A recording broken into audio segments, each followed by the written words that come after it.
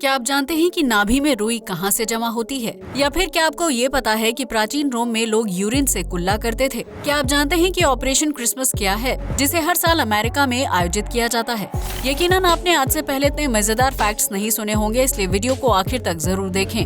Fact number 1, हमारे देश में मूंछों को मर्द की आन बान और शान माना जाता है, जिसकी वजह से कई पुरुष लंबी मूंछ और दाढ़ी रखना पसंद करते हैं। लेकिन क्या आप जानते हैं कि मूंछों का ये अनोखा चलन सिर्फ भारत तक ही सीमित नहीं है, बल्कि 1990 के दशक में अमेरिका और यूके जैसे देशों में मूंछें होना गर्व की बात समझी जाती थी। ऐसे में इन देशों में हर साल फेशियल हेयर नाम की प्रतियोगिता आयोजित की जाती थी, जिसमें पुरुषों को अपनी अतरंगी मूंछों का प्रदर्शन करना होता था। इस प्रोग्राम के दौरान पुरुष अपनी मूंछों को यूनिक और आकर्षक डिजाइन में बनाकर तैयार करते थे, ताकि उनका लुक सबसे अलग और खास दिखाई दे। जिस पुरुष की मूंछें सबसे आकर्षक और शानदार होती थी, उसे प्रतियोगिता का विजेता घोषित कर दिया जाता था और उसे जीत की खुशी में अच्छी खासी रकम इनाम के तौर पर दी जाती थी। अगर ऐसा मूंछों वाला कंपटीशन हमारे देश में शुरू हो जाए तो सरकार को एक नहीं बल्कि कई इनाम रखने होंगे। फैक्ट नंबर 2, आज के आधुनिक दौर में मुसीबत में फंसे जवानों को रेस्क्यू करने के लिए कई अलग अलग तकनीकों का इस्तेमाल किया जाता है। लेकिन क्या आप जानते हैं कि 1960 के दशक में पानी में फंसे जवानों को किस तरह से सुरक्षित बाहर निकाला जाता था? अगर नहीं तो हम आपको बता दें कि उस दौर में सेना द्वारा स्काई हुक तकनीक का इस्तेमाल किया जाता था, जिसके तहत पानी में फंसे जवानों तक एरोप्लेन की मदद से एक स्पेशल किट पहुंचाई जाती थी। जवान जैसे ही उस किट को खोलते थे, वो एक हीलियम बैलून में तब्दील हो जाती थी। इसके बाद वो हीलियम बैलून हवा में उड़ते हुए प्लेन के साथ एक हुक को अटैच कर देता था, जिसके बाद पानी में फंसे जवान को उस हुक में रस्सी लगाकर प्लेन की तरफ खींच लिया जाता था। इस तरह स्काई हुक तकनीक की मदद से अमेरिकी थल सेना के कई जवानों की जान बचाई जाती थी, जो उस वक्त की सबसे एडवांस टेक्नोलॉजी मानी जाती थी। हालांकि बीते वक्त के साथ सेना ने स्काई हुक तकनीक का इस्तेमाल करना बंद कर दिया और उसकी जगह पर नए तरीके अपनाने लगे। लेकिन आपको ये जानकर हैरानी होगी कि स्काई हुक तकनीक की मदद से महज एक साल में लगभग 50 से ज्यादा जवानों की जान बचाई गई थी। फैक्ट नंबर 3, दुनिया में विभिन्न प्रकार के रेस्टोरेंट्स हैं, जिन्हें कस्टमर्स को आकर्षित करने के लिए अलग अलग थीम के साथ बनाया जाता है। लेकिन क्या आपने कभी ऐसे रेस्टोरेंट के बारे में सुना है जहां खाना सर्व करने के लिए वेटर को रस्सी पर लटकना पड़ता है? अगर नहीं तो हम आपको बता दें, ये अजीबोगरीब रेस्टोरेंट थाईलैंड में है, जिसे सोनेवा किरी के नाम से जाना जाता है। इस रेस्टोरेंट को पहाड़ों के बीच में बनाया गया है, जिसमें कस्टमर्स को बांस से बने एक छोटे से केबिन में बैठाकर पहाड़ों के सहारे हवा में लटका दिया जाता है। इस केबिन से आसपास का खूबसूरत नजारा दिखाई देता है, जबकि कपल्स को भीड़-भाड़ से दूर अकेले में क्वालिटी टाइम बिताने का मौका मिल जाता है। हवा में लटक रहे इन केबिन तक खाना पहुंचाने के लिए वेटर को रस्सी की मदद लेनी पड़ती है, जिसमें लटक कर वो केबिन तक पहुंचता है और खाना सर्व करके वापस जमीन पर लौट जाता है। इस यूनिक कॉन्सेप्ट की वजह से सोनेवा किरी रेस्टोरेंट थाईलैंड में काफी ज्यादा फेमस हो रहा है, जहाँ कपल्स के अलावा शादीशुदा और परिवार के लोग प्रकृति के बीच बैठकर खाना खाने का आनंद उठा सकते हैं। फैक्ट नंबर 4, भारत में मूली को सलाद के तौर पर खाया जाता है, जबकि कई लोग मूली के पराठे खाना भी पसंद करते हैं।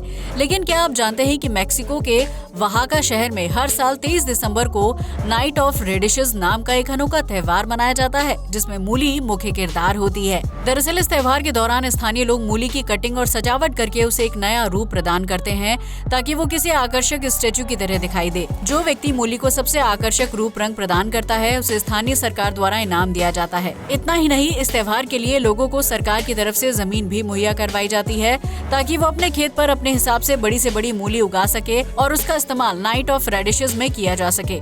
इस बात से आप समझ सकते हैं कि मेक्सिको में ये मूली वाला त्योहार कितने धूमधाम से मनाया जाता होगा और स्थानीय लोगों के लिए इसका महत्व कितना ज्यादा होगा। फैक्ट नंबर 5, मॉनसून की शुरुआत होते ही पेड़ पौधे बारिश के संपर्क में आने से खुश हो जाते हैं, जबकि उनके ऊपर जमी धूल मिट्टी भी साफ हो जाती है। वहीं कई लोगों को बारिश में भीगना बहुत ज्यादा पसंद होता है, जबकि भारत जैसे देशों में ऐसा माना जाता है कि बारिश के पानी में नहाने से खुजली और फुंसी की समस्या दूर हो जाती है। लेकिन क्या आप जानते हैं कि बारिश के पानी में छोटे छोटे बैक्टीरिया पाए जाते हैं, जो बादल में रहते हुए ही उनके अंदर विकसित होने लगते हैं। अगर आप बारिश की बूंदों को माइक्रोस्कोप से देखेंगे तो आपको पता चलेगा कि बारिश की जो बूंदें जमीन या मिट्टी के संपर्क में नहीं आई होती हैं, उनमें भी छोटे छोटे बैक्टीरिया पाए जाते हैं। दरअसल ये बैक्टीरिया वायुमंडलीय दबाव की वजह से बारिश की बूंदों में विकसित होने लगते हैं, लेकिन ये मानव शरीर को किसी तरह की हानि नहीं पहुंचाते हैं।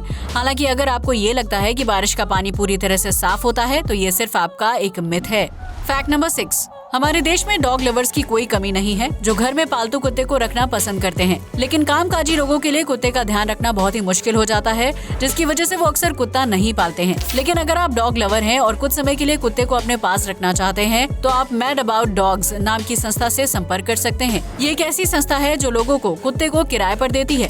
इस संस्था को वीरेंद्र शर्मा नाम के व्यक्ति ने शुरू किया है, जिन्होंने देश भर में 100 सेंटर बनाए हैं। डॉग लवर्स इन सेंटर से संपर्क करके अपनी पसंद का कुत्ता किराए पर ले सकते हैं, जिससे उनका अकेलापन दूर होगा और वो डिप्रेशन का शिकार होने से बचेंगे। अगर आप डॉग लवर हैं और डिप्रेशन से बचना चाहते हैं तो मैड अबाउट डॉग्स से संपर्क करके अपना मनपसंद कुत्ता किराए पर ले सकते हैं। Fact number 7। आज तक आपने कई खूबसूरत स्टैचूज देखे होंगे जो अपने आप में बेहद आकर्षक लगते हैं, लेकिन क्या आपने कभी बोलने वाले स्टैचू को देखा है जो अचानक से हरकत करना शुरू कर दे? अगर नहीं तो हम आपको बता दें कि डेनवर इंटरनेशनल एयरपोर्ट पर दुनिया का पहला ऐसा स्टैचू लगाया गया है जो वास्तव में बोल सकता है।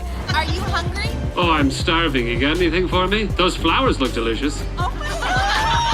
दरअसल इस स्टैचू को 3D आर्टिफिशियल तकनीक के जरिए तैयार किया गया है, जो सेंसर की मदद से अपने आसपास से गुजर रहे लोगों से उनके मूड के हिसाब से बातचीत करता है। इस दौरान कई लोगों को पता भी नहीं होता है कि वो स्टैचू सच में बात कर सकता है और उसके आसपास से गुजरते वक्त अचानक से स्टैचू की आवाज सुनकर कई बार यात्री घबरा जाते हैं। दरअसल इस बोलने वाले स्टैचू को लोगों का मनोरंजन करने के मकसद से एयरपोर्ट पर लगाया गया है, ताकि वो अपनी फ्लाइट का वेट करते हुए बोरिंग फील ना करें। आपको क्या लगता है, ये बात करने वाला स्टैचू मजेदार है या फिर डरावना? अपना जवाब कमेंट सेक्शन में जरूर शेयर करें। Fact number 8। आपने अक्सर फिल्मों में देखा होगा कि क्रिसमस के दौरान सेंटा क्लॉज बच्चों को गिफ्ट, चॉकलेट और कपड़े देते हैं, जो किसी काल्पनिक दुनिया जैसा लगता है। लेकिन क्या आप जानते हैं कि अमेरिका में फेडरेटेड स्टेट्स ऑफ माइक्रोनेशिया में हर साल ऑपरेशन क्रिसमस नाम की एक परंपरा को फॉलो किया जाता है, जिसके तहत अमेरिकी नौसेना आसमान से चॉकलेट, गिफ्ट और कपड़े जमीन पर फेंकते हैं। दरअसल ये एक आइलैंड है जो अमेरिका के अन्य शहरों से बिल्कुल कटा हुआ है। यहाँ के लोगों तक अच्छा खाना और कपड़े पहुँचाने के लिए अमेरिकी सरकार द्वारा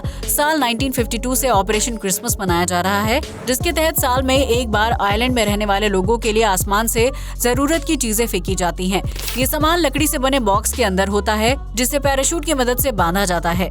एरोप्लेन से गिरने वाले सारे बॉक्स आइलैंड के आसपास ही गिरते हैं, जिन्हें स्थानीय लोगों द्वारा कलेक्ट कर लिया जाता है। ऑपरेशन क्रिसमस अमेरिका की सबसे पुरानी और लंबी परंपरा मानी जाती है, जो साल 1952 से अब तक चली आ रही है। Fact number 9। आज के आधुनिक समय में ब्यूटी प्रोडक्ट से लेकर हेल्थ प्रोडक्ट तक हर चीज है, जिसके अलग अलग ब्रांड्स और फ्लेवर्स भी मिलते हैं। इन चीजों में माउथ फ्रेशनर्स को लोग बड़े पैमाने पर इस्तेमाल करते हैं, जो मुंह की बदबू दूर करने के साथ साथ सांसों को तरोताजा भी करता है।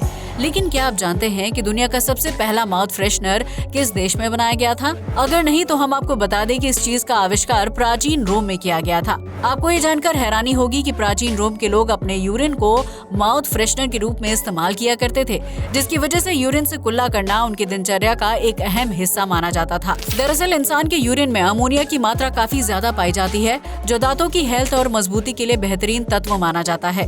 प्राचीन रोम में 18वीं शताब्दी के दौरान यूरिन को माउथ फ्रेशनर के रूप में इस्तेमाल किया जाने लगा, ताकि उसमें मौजूद अमोनिया से दांतों की मजबूती बढ़ाई जा सके और उनका पीलापन आसानी से गायब हो जाए। ये फैक्ट सुनने में अजीब जरूर लगता है, लेकिन आज भी माउथ फ्रेशनर में अमोनिया की थोड़ी बहुत मात्रा पाई जाती है। Fact number 10।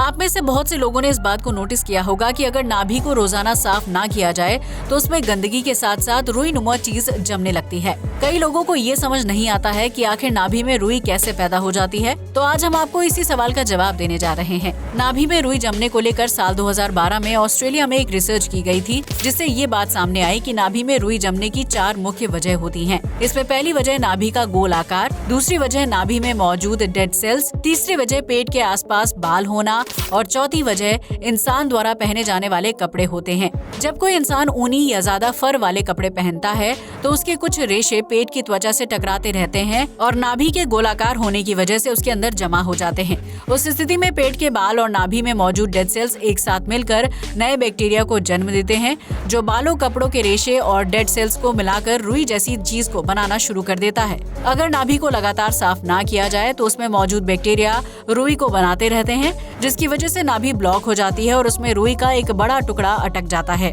ऐसे में जरूरी है कि आप अपनी नाभि को समय समय पर साफ करते रहें, वरना उसमें इतने ज्यादा बैक्टीरिया पैदा हो जाएंगे कि उनकी वजह से आपकी सेहत पर बुरा असर पड़ सकता है। आज के लिए बस इतना ही। जय हिंद दोस्तों।